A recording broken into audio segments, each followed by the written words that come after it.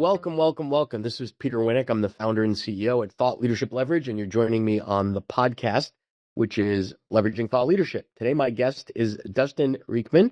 He is the founder and CEO of Seven Figure Leap. He is a coach. He's a serial entrepreneur and an online marketing expert. And instead of talking about him, I'd prefer to talk with him because he's right here with me. So welcome, Dustin. How are you? I'm doing awesome. Thanks, Peter, for having me, and ready to dive into some good thought leadership juice here for the audience. Yeah, so give me a bit, because you and I have talked a couple of times now, and I was intrigued by what it is that you do relative to sort of the whole thought leadership universe, if you will. So describe that for me, if you like. Who comes to you and what are they hoping to achieve? Yeah, so we work primarily with coaches, consultants, and some agency owners, so entrepreneurs, and we're helping them use podcast guesting specifically as a way to basically add profits to their business. So Our tagline is helping mission-driven experts build seven-figure brands by telling their story. And sort of the more specific way we do that is helping these experts teach, coach, kind of love on people the way that they're gifted at doing in front of other people's audiences as a way to attract clients for their own business. Okay, so they're looking for this not as a, because I think when you think about some of this stuff, it's like, well, is this about building the brand or is it net new client acquisition? This is the latter, right? This is, okay, how do I get these folks there? And the thinking behind this is, okay, so here's a coach or an advisor or whatever that does X. If I put them in front of these audiences or these podcasts, there's a lot of people that look like X that'll hear them be smart, insightful, intelligent, et cetera, et cetera. And then it doesn't take much to put together A plus B equals C. They can reach out and talk to them. So can you give me like an example of how well that works for clients? They do a bunch of podcasts and tell me about the rainbows and unicorns, if you will. Yeah. Well, yeah. And I think what you said there is absolutely true. And that I would consider that sort of the foundational level of this, where, hey, you're an expert at whatever topic, let's call it career coaching, just as an example. And so you go share your unique framework, the thing you wrote your book about, the thing that people pay you a lot of money to do, and you share that teaching in front of an audience. In that audience, yes, will be some people who would love to, get a promotion and are looking for this kind of advice. And so that sort of foundational layer of lead generation is why most people do this first and foremost. But it goes deeper than that. Yeah. The way I view it, and doing this pretty much exclusively for 4 years now and helping people through this process, the real magic here is actually in how you can build high quality relationships. Yes. Through borrowing trust at scale. And we can kind of unpack what I mean by that. But, if I'm this career coach, yes, some people come into my email list and they hire me as to be their coach. They buy some books. Like, that's really good. And that's a good sort of linear return on your time. But where the exponential impact comes in is now I have a relationship with this host, and this host knows a lot of people who would be great referral partners, right? And now I'm part of a guest list. I'm part of this sort of fraternity that's created, or sorority, of other people interviewed on this same podcast. And there's so many relationships to garner from that. And I have content stay there that a minute. can repurpose, right? So there's a lot more under the surface here than it appears.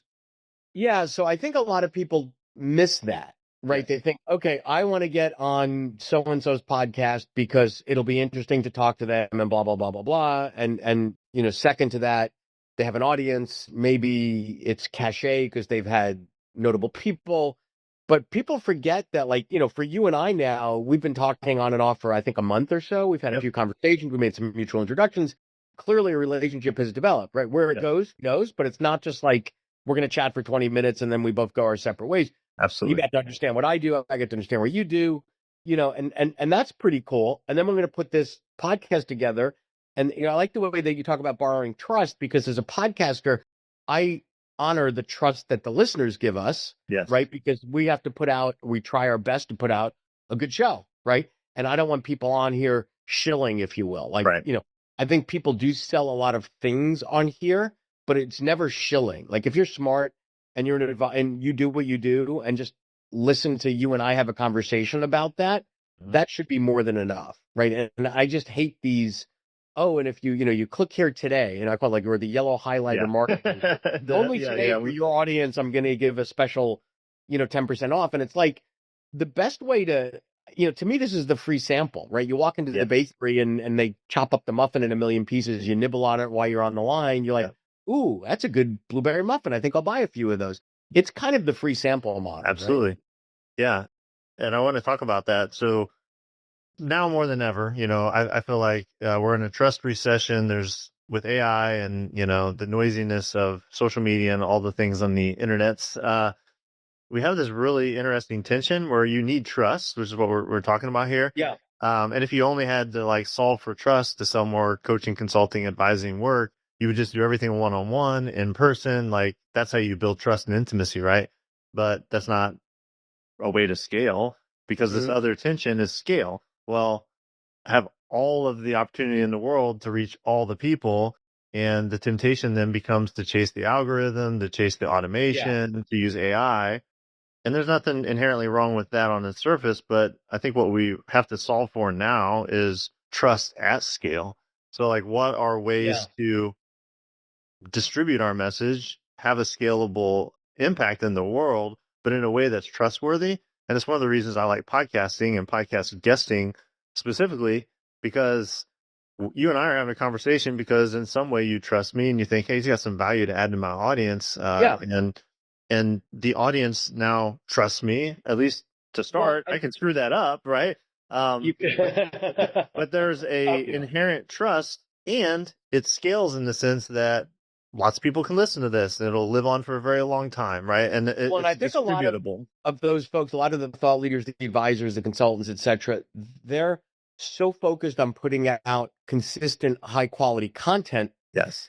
That when I'm working with them, I'm saying, okay, well, that's really cool. So you've got the following, you've got your newsletter, your latest YouTube channel, your whatever, you've got your stuff, and you've got a population, small, medium, large, whatever, that tunes into that, right? They open your news, they listen to your thing, whatever. But if all you're doing is talking to your people, I would argue that the yield that you're getting is fixed, right? Yes, like there's X number of people. So how do you grow your list? Well, there's different things that you can do to grow your list. One of them being, if I were to go on, instead of writing, 10 articles a month, cut that time in half and say, I'm going to get on 5 blog posts a month and write 5 articles. And those blog posts, I have to be really smart because I don't want to be on a blog. I don't want to be on a podcast for people that are, passionate about needlepoint. Nothing against that, but the overlap of those people to people that I work with is probably zero. So don't waste your time. But if somebody else has done the hard work of putting together an audience, and the audience doesn't need to be huge. It's not, it's a quantity number, it's a quality number, not a quantity number. I think people sometimes forget that. Like, Tim Ferriss doesn't stay up late at night worrying about me. Like, right? But I've curated a fairly loyal but small audience of people that are looking for one thing, right? They're looking for high quality content from thought leadership from a wide variety of guests. Right. So that's what that's about. So I love that. I want to go in a little bit of a different direction and get your thoughts on this. So I've been hosting the podcast for over 8 years, and I've been guesting for longer than that. And one of the things that I just scratch my head about all the time is more people than ever are retaining podcast guesting agency services, whatever, and pitching to themselves. But I see the default switch being, I would think 80-90% of people are hiring someone to do that for them, which makes a lot of sense. And, they'll go through the screening process and they go on and it's a great conversation. And then we, as the host, will send to someone. So I'm going to say to you when we're done with this call, hey, Dustin, you know what? This is going to go live in, I don't know what, like 6 weeks or something like that. And we're going to promote it because that's what we do. And I'm going to send you a couple of assets that you could put on LinkedIn or Twitter or whatever. And I hope that you would share it to your audience as well. Yep. I would think that the last numbers I got from our team, we're getting maybe a 60% compliance rate to that. And I scratch my head and go, why would you go through all the work of getting screened, of going on, of talking to me? Yeah, of course I'm going to share it. That's what I do. Right. But why wouldn't you be proud of the conversation to share it with your population? Right. Yeah. To share it with your followers as well. Like, to me, it's somewhere between etiquette and hygiene. How do you feel? Yeah. Etiquette, hygiene, and sort of strategic blunder, I would say too. So I think there's kind of 2 questions in this question. So one is this whole like podcast booking agency and like, what's it good for? What's it not good for? And then the other would be, how can guests maximize the relationship building that they're doing with the host. And one of the ways is obviously what you just described, or not doing what you just described. So real quick on the host or the guest booking thing, like that's not what we are. Most people assume by default, like, oh, you must be a booking agency because you help people with podcast guesting. So to kind of let people know what that means if they're not familiar, a podcast booking agency means I pay this company money. They book me on 4 shows a month. I show up, do interviews, and they've met their scope of work. And, we have that relationship. So they're basically an agent for podcasting, right? That's probably an easy way for people to think about it. So with that, a couple dynamics quickly emerge. One is I, as the thought leader in this case, am not myself building a relationship with that host, right? Like I have an agent kind of doing that for me, and it becomes a very transactional. Well, but let me push back a little there. I would say yes, and so the way I think about it is the people that do that well hire the podcast guesting agency to curate the right list, do the pitches, do a lot of the grunt work, but they will still develop the rapport, the relationship, etc., with the host where need be. Right. So it's not that they're outsourcing that, but you're also to some degree hijacking to an extent the relationship that the podcast guesting agency may have. Like I know we get pitched all the time, and there are people that pitch us that are absolute dodo birds that I don't even open their email because they're pitching me like people don't even speak English, or people that are so unrelated to what we do. And then there are people that are like, you know what?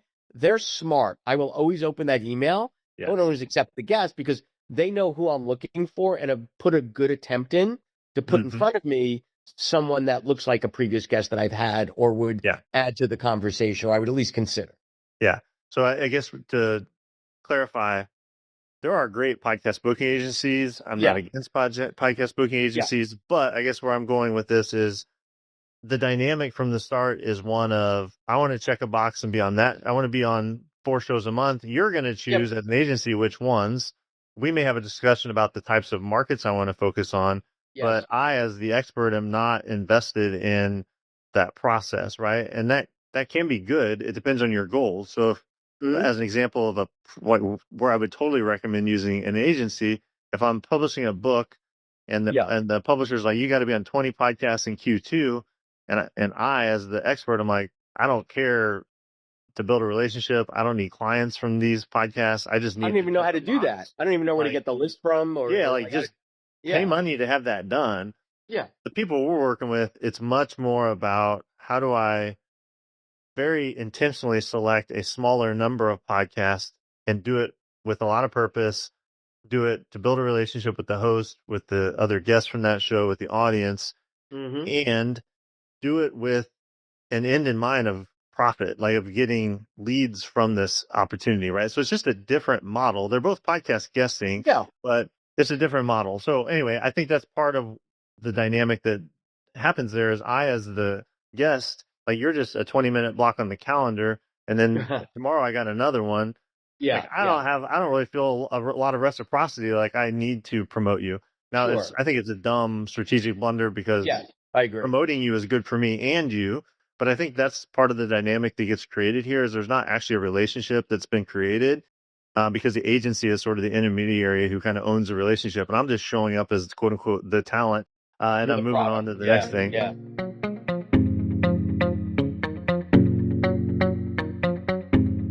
If you ever wondered how strong ideas become visible, trusted, and scalable, that's the work behind the Thought Leadership Handbook. Bill Sherman, Naren Ariel, and I wrote it for experts who are ready to move from insight to real impact. Learn more at thoughtleadershiphandbook.com and order it today at Amazon, B&N, Bookshop, or Amplify.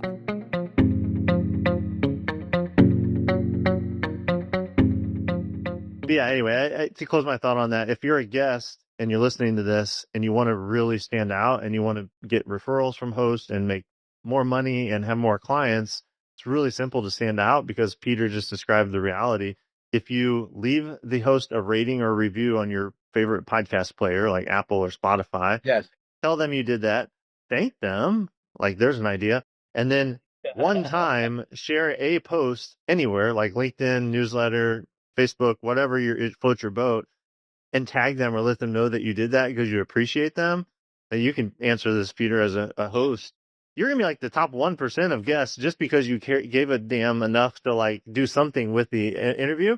And then whenever someone comes to Peter and says, do you know any good guests in marketing? He's like, Sure. this Dustin guy is really a stand-up guy. He left me a rating, and like, I'm going to become top of mind present. The bar's pretty low. The bar's really low. That's the point I'm trying to get at with that long dialogue. I've talked to a bunch of the agencies about their onboarding process because I think there's a hole in the bucket. And I think to some degree, some of them are like, hey, the client's paying me. My job is to pitch them and get them on, like you said, 10 a month, whatever the thing is.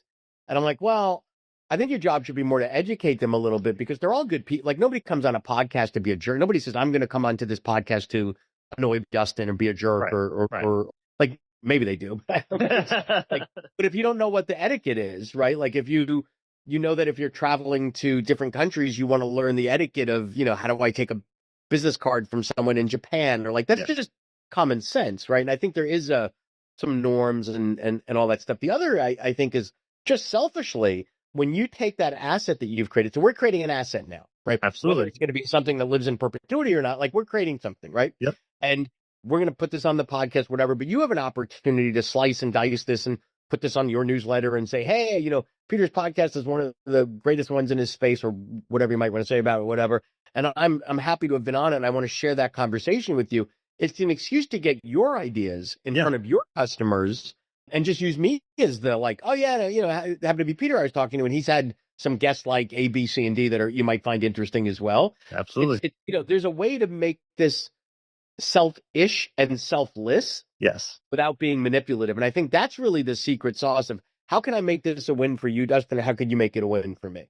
And I think that's really the name of the game. And I always talk, anything in business, especially marketing and specifically podcast guesting, it's got to be a win-win-win relationship where it's a win for Peter as the host. It's a win for Dustin, in this case, as the guest. And most importantly, it's a win for your audience. So when they listen to this, they're like, I like Peter more. I like Dustin more.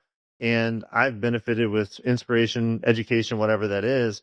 And it truly is like a pie that just gets bigger. It like no one loses, right? Like I'm not taking anything from you by being a guest. You're not taking anything from me by having me as a guest. And the audience is winning too.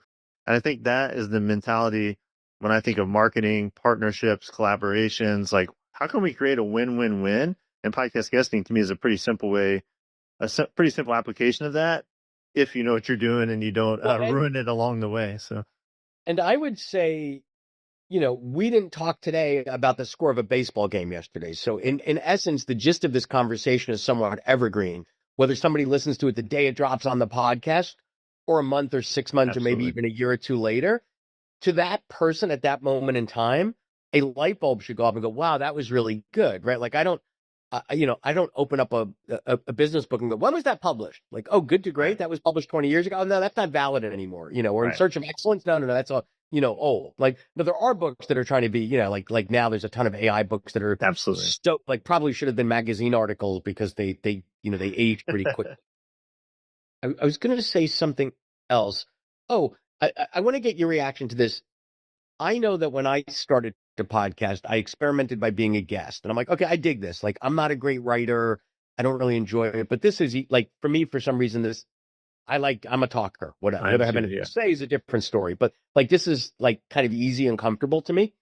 But I committed to doing a certain amount to develop the chops and then to sort of measure. And I've talked to people that have been podcast guests and they say, oh, well, I did 3 of them last quarter and nothing came of that. I'm like, you're missing the point here, right? Like you have to commit to a period of time and a number. I don't believe maybe there's a secret sauce, but like, 6 months and a couple dozen or whatever it is to get your chops build it out there.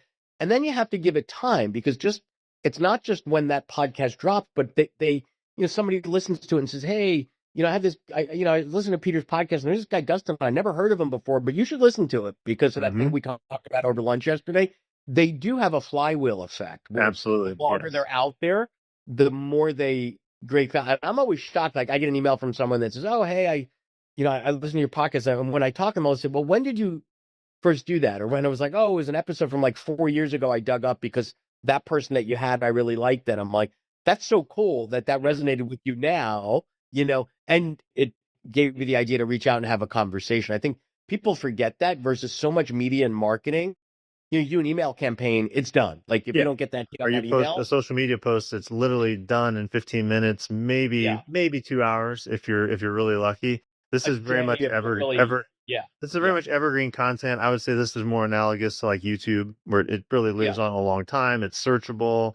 There's a lot of benefits to SEO and like now AEO, like AI, search. That the long tail effect is very real. And then the other thing I would say to the flywheel effect, I mean, that like basically that's what our service is we work with these experts and we help them build a flywheel. And the thing turning the flywheel is podcast guesting. That's sort of the energy into the flywheel. And what you said is covering about a fourth of the flywheel, which is people will listen to this at many different points, immediately, middle, long term. So that evergreen email list growth and sales is an important part of the flywheel. But if you kind of keep going around this imaginary circle, the relationship side is where this really gets exciting. And I know I kind of open with this too. Yeah. But as I get to know another host that's really valuable, and then I open up this whole guest list of these other peers and potential partners, and now I've got content to repurpose.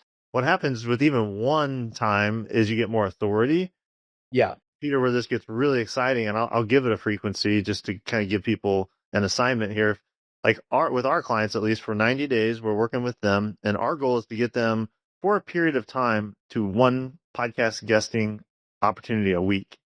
Not forever, but for, to get in this like rhythm of doing it and getting clarity and figuring out exactly how to do it. So if you think about if I did one podcast interview a week for a year, just to like give this some numbers, it's now 50 interviews, which, 50 interviews is great, but they're 50 of the right interviews with the right story, with the right strategy, right? 50 opportunities evergreen to grow my email list, make sales, 50 new hosts that I now have relationships with because I've actually treated them with respect and wrote them a review and they know me. 50 guest lists that are now opportunities for me to build relationships, 50 sources to repurpose content. So the whole idea of a flywheel is every time you do it, it gets easier and more powerful. Like it builds momentum. As you can see, after you do this, it doesn't take 50. Usually after like 3 to 5, people really start to build momentum with it where, it's not just, hey, it published this week. How many sales did it get this week? It becomes cumulative, which becomes exponential, right? Like that's where the exponential growth comes in, is through doing this repeatedly in a measurable way. And like I have an engineering background, like I'm all about like, is this actually getting us results? And I'm not in the school of, although I hear it all the time, like you said, of either, oh, I did 3 and I don't know if it really did much for my business, or I was on 100 last year. I hear this all the time too. I'm like, 100 podcasts? That's exhausting. Like tell me about that. And they're like, I really enjoyed it, but like, I don't know what it did for my business. I don't have any way to measure. And I'm like, that's horrible. Like I'm not trying to be that. I'm quality over quantity and very intentional in how we do this. So and I think the last thing I would say is the quality over quantity, that as the guest, you still have the veto power. And if you don't understand why someone's pitching you to a certain podcast and they can't explain it, that's a red flag, right? Because you want alignment. If it's just a numbers game of, oh, well, I'm paid to get you on 10 a month. So, they might not say this out loud. I don't really care which 10. Right. Or I'm going why you think send you the same 10 as everyone else, or I get a kickback. I mean, these things happen too. And again, I don't want to overstate that, but if you're a podcast booking agency, think of what you're incentivized to do. Make my clients fulfill my scope of work by getting my clients on podcasts with as little effort as possible. So if I have willing hosts who like to accept my clients, I'm going to put them on them for sure. Yeah, of course. Even if it's not strategically like the best place for that client to go. So anyway, I get where you're going with that. Yeah, no, this way, if someone said, well, why should I be on the 7-figure leap? And they said, well, Dustin works with people similar to you. You work with people similar to him. The audiences would benefit. You would benefit. He would benefit. Like, okay, that makes sense. If they can't sort of connect the dots, something's wrong. Like, wait, why is this, association I never heard of good? Anyway, this has been a lot of fun. I appreciate your time. And the last thing I would say is, Dustin's the real deal in that he eats his own dog food and walks the talk. right? True. So, which is I'm doing the thing I teach, even as you're listening to this, right? So yeah. Exactly. So appreciate your time, Dustin, and thanks for sharing your ideas with us today. Thank it you. was an honor. Thanks, Peter. Appreciate you, and look forward to having more conversations to come. To learn more about Thought Leadership Leverage, please visit our website at thoughtleadershipleverage.com. To reach me directly, feel free to email me at peter@thoughtleadershipleverage.com. And please subscribe to Leveraging Thought Leadership on iTunes or your favorite podcast app to get your weekly episode automatically.